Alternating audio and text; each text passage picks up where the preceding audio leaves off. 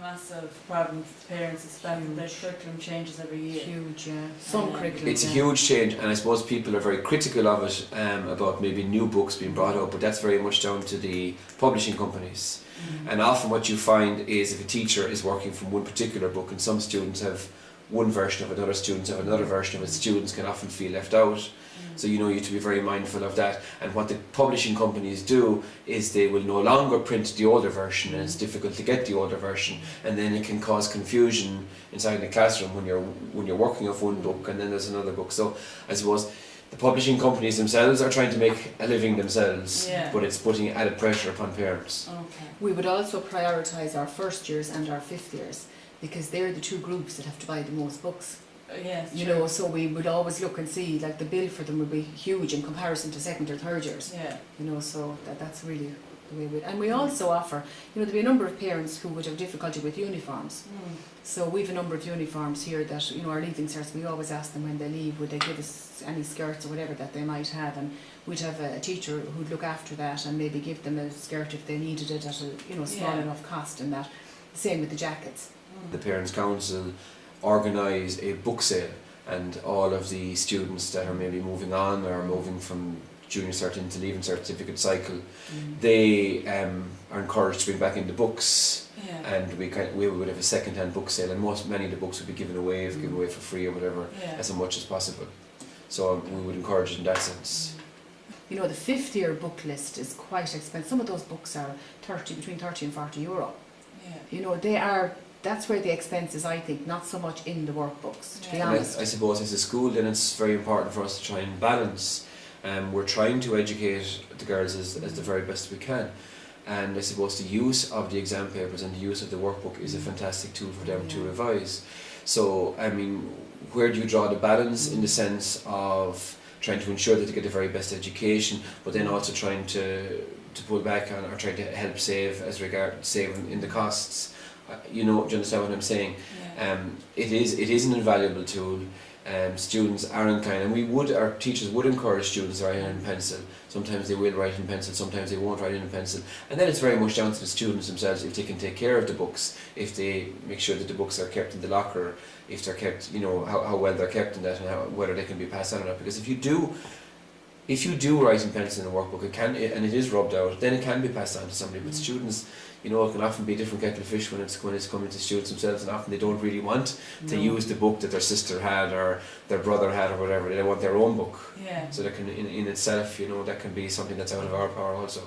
I suppose there's a lot of concern over you hear, I suppose, a lot of hype in the media over the cost of the uniforms.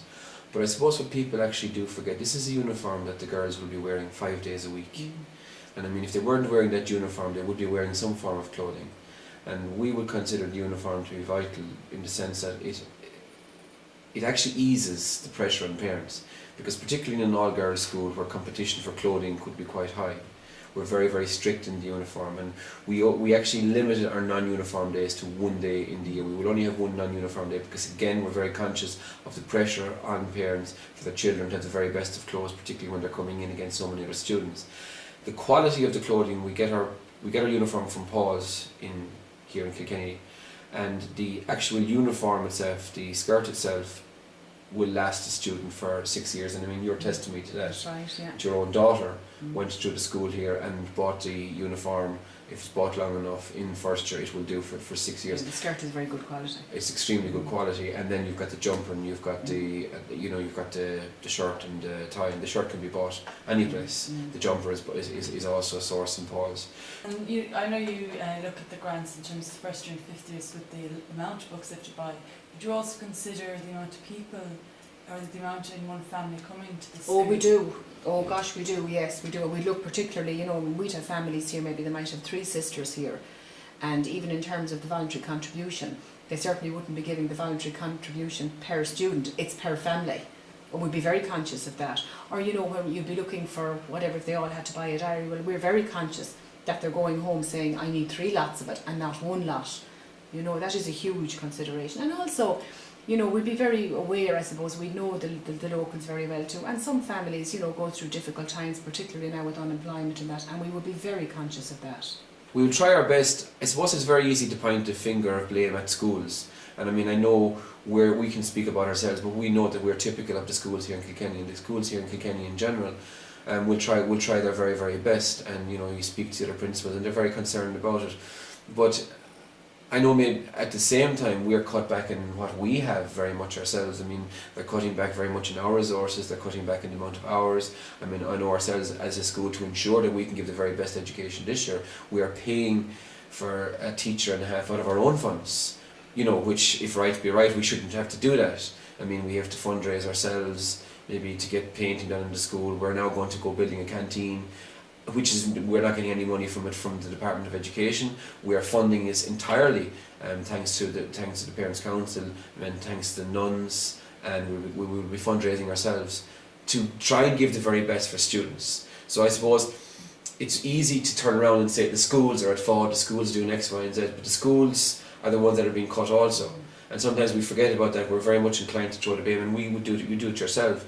You're inclined to throw the blame, maybe like if, for example, cutbacks in the HSE, the locality, you're inclined to maybe target your own local hospital, whereas the blame is back at headquarters, at government level and things like that.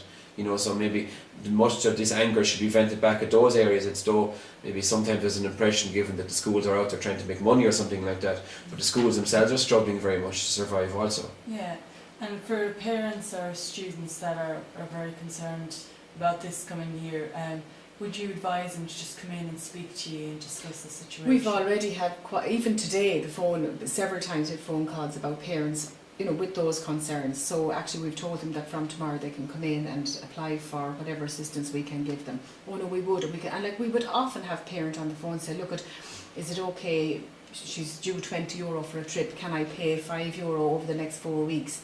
And we have no problem with that. You know, I mean, in this day and age, you have to.